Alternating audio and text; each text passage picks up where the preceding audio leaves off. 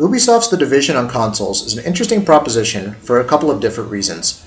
The first is that in many ways, it's a perfect opportunity for us to test whether The Division pushes the PS4 and Xbox One to their absolute limits. The second is how closely do they match the PC version, or in other words, what the PS4 and Xbox One versions offer in terms of visual settings compared to the game running at ultra settings on PC at 1080p resolution. As we noted during our beta analysis, the PS4 version runs at 1080p native resolution, whereas the Xbox One opts for a dynamic 1080p resolution, a solution that we've seen used quite a lot in several Xbox One games. So in terms of image quality, you may observe that the game on Xbox One feels a bit softer. Both versions employ a target render of 30 frames per second, and albeit a few frame rate drops during heavy shooting scenes, we were most looking at the same level of performance that we witnessed during the beta. So it's fair to conclude that performance and image quality wise, both of them have faithfully carried over their beta performance to the final build, which to be honest, should come as good news for console gamers. So what are the core differences between the PS4 and Xbox One versions? Before we jump into that, let's talk about the similarities. Like the PC version, both console versions utilize a full physical-based rendering pipeline, and as such, lighting plays a big role in the game. Both versions employ similar lighting effects, volumetric and alpha effects, and there's very little to choose between the implementation of skin shaders on both platforms.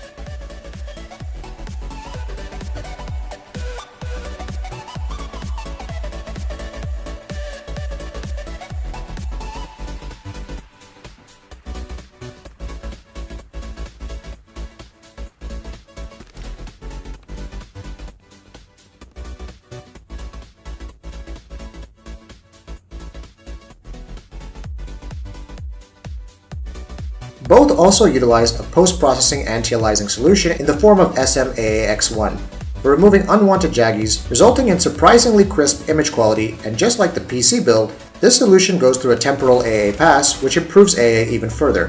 Furthermore, TAA also keeps flickering of objects at a minimum when the player pans the camera around quickly, thereby keeping the AA solution intact when the game is in motion. It's a smart solution, but also an expensive one, hence the developers decided to use the lower variant of SMAA on console versions. It's also interesting to note that post-processing effects such as depth of field, lens flare, and motion blur are also one-to-one across the two consoles, along with screen space reflections and global illumination methodology, with light bouncing off surfaces remaining consistent as well. Surprisingly, the differences between the console versions are minimal, but when compared to a high-end PC, the differences become more apparent. Right off the bat, you'll notice higher quality shadows on the PC compared to the PS4.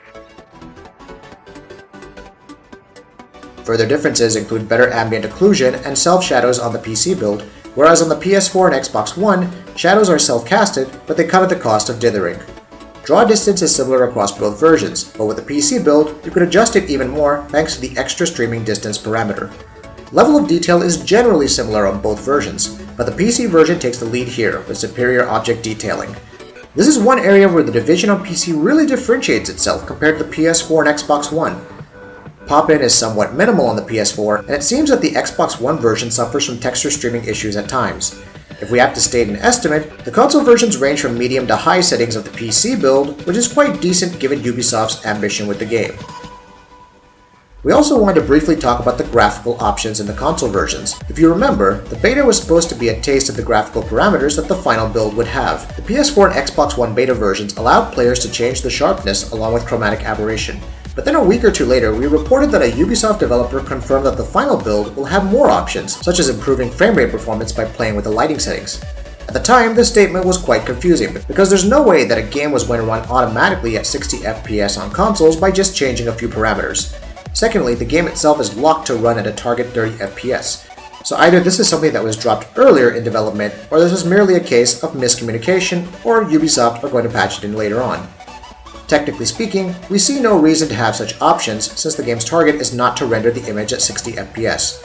This was different in the case of Project Cars, because the target renderer in that game was 60 FPS, which is not the case here. But we will be pleasantly surprised if Ubisoft brings it back, and it affects performance on consoles in a big way. The possibility of this happening, however, is minimal.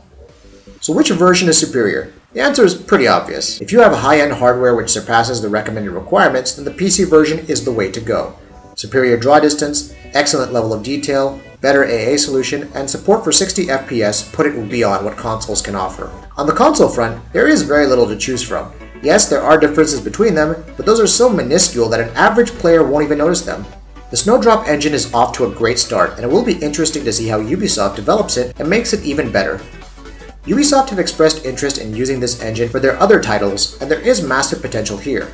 The engine runs off a physically based rendering pipeline, supports dynamic weather, such as heavy snow, and day-night cycles, along with a stream of impressive post-processing effects. We can't wait to see what Ubisoft builds on Snowdrop Engine in the future. If you like what we're doing, please go ahead and click that subscribe button. See you soon!